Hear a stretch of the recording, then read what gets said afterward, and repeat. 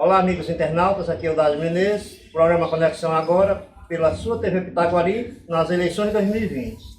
Nós estamos aqui com o professor Carlos Eduardo, professor, filósofo, líder comunitário, e teve a sua candidatura homologada para disputar a Prefeitura de Maracanaú pelo PSOL. Professor, estamos aqui para conversar com o senhor, saber o que motivou a sua candidatura, o que lhe motivou a ser candidato à Prefeitura de Maracanaú. Primeiro, agradecer ao Eudásio pela oportunidade, também pela TV Pitaguari, né? A oportunidade de ser nos dado e dizer que a nossa candidatura é uma candidatura que surge em Maracanaú justamente pelo fato de que Maracanaú ele precisa de uma candidatura de esquerda, socialista, e o pessoal hoje, nesse exato momento, tem se propondo, tem se colocado à disposição a essa candidatura. Então, nossa ideia principal é levar ao maracanauense uma ideia de que há uma alternativa no município de Maracanaú, e essa alternativa nós estamos colocando como candidato pessoal. Do programa que o senhor pretende apresentar como programa de governo, quais são os pontos que o senhor diria que são cruciais para uma eventual administração do PSOL em Maracanaú? Pronto, um dos pontos do programa de governo que o PSOL tem levantado, primeiro, em relação à educação do município de Maracanaú. Nosso plano de governo, nós pretendemos necessariamente, primeiro, a valorização do trabalhador da educação, que nos últimos anos tem sofrido consequências terríveis em relação aos seus benefícios. Então, nós iremos frisar, em primeiro lugar, a questão da educação, mas também não esqueceremos e colocaremos em ação a melhoria da saúde do município de Maracanaú, que é uma demanda que nos últimos anos tem sido cobrada pela população. Mudando um pouquinho o foco, que era inclusive para a gente ter iniciado com essa pergunta, diante dessa situação de pandemia que nós estamos passando, como é que o senhor avalia que vai ser, e do desgaste na política por parte da população, de vários segmentos da população, como é que o senhor avalia que vai ser a receptividade das eleições, das campanhas eleitorais nesse período de pandemia? Primeiro, a pandemia ela tem trago para a sociedade uma série de restrições. Restrições essas que vão do isolamento ao uso de máscara, né? Então, eu acredito que a pandemia ela nos leva a regras, ela nos leva a entender que nós temos que manter uma série de requisitos sanitários para que nós possamos proteger o eleitor e também possamos nos proteger no sentido do processo de campanha nas ruas.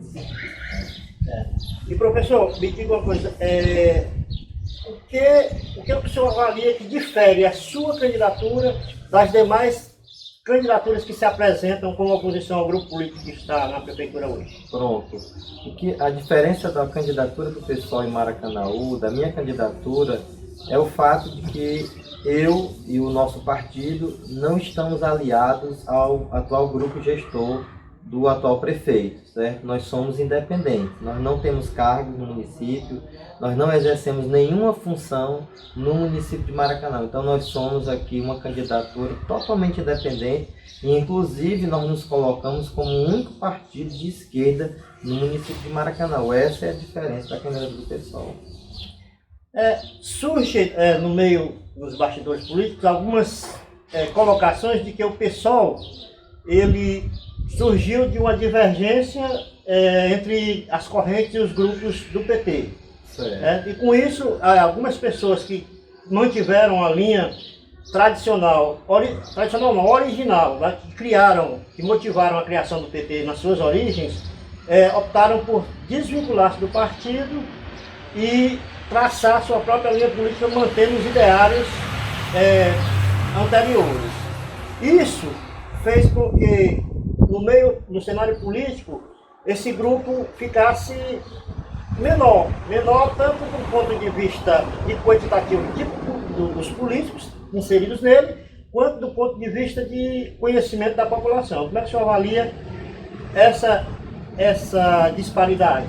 Porque a sociedade ela clama muito por políticos não tradicionais, políticos que façam uma política social realmente voltada para a coletividade. Entretanto, grupos que se propõem a isso geralmente ficam em segundo plano por parte da sociedade. Como é que o senhor avalia? A que o senhor atribui isso? Pronto, essa divisão, né, que você cita entre o PSOL e o pessoal do PSOL que sai do PT, né, e funda o PSOL, primeiro porque nós entendemos naquele período, naquela situação, que o PT tinha saído das suas linhas originais de luta, né? Então o PSOL ele vem com uma nova proposta. E em relação a essa questão, por exemplo, eu sou um político que não tenho carreira, não fiz carreira na política, né? Sou um profissional da educação. A diferença é que tem pessoas que fazem carreira na política e tem pessoas que estão na política pelo fato de que têm uma ideia. Por exemplo, eu estou no PSOL há 12 anos, ou seja, diferentemente de outras candidaturas que vêm pulando nos últimos anos do partido. Então, eu acredito que o fato de nós termos criado o PSOL saindo lá do PT, isso nos dá uma credibilidade pelo fato de que nós construímos um partido diferente, em que, inclusive, saindo dessa questão tradicional no sentido de revezarmos em candidaturas, colocarmos candidaturas como comunidades LGBT, como negros, como índios, que em todo o Brasil existe candidatura, coisa que os partidos geralmente não dão essa possibilidade. Então o PSOL ele diferencia nesse sentido. Até por uma questão que não existe tempo parado, é fato que houve uma evolução, embora que as demandas continuem a existir, sempre existirão, independente do que se faça do governo e do grupo que vai governar, mas é fato que de 2005 para cá houve uma evolução em relação ao período pretérito. Certo? Então, onde é que eu quero chegar? Como é que o senhor pretende, numa eventual vitória do seu grupo político, do seu partido, como é que o senhor pretende implementar as políticas que o senhor se propõe a fazer em Maracanaú, e como é que seria essa relação com o Legislativo? Já visto que se o senhor obtendo vitória, provavelmente o seu grupo, o grupo político que daria sustentação ao Legislativo seria mínimo, né?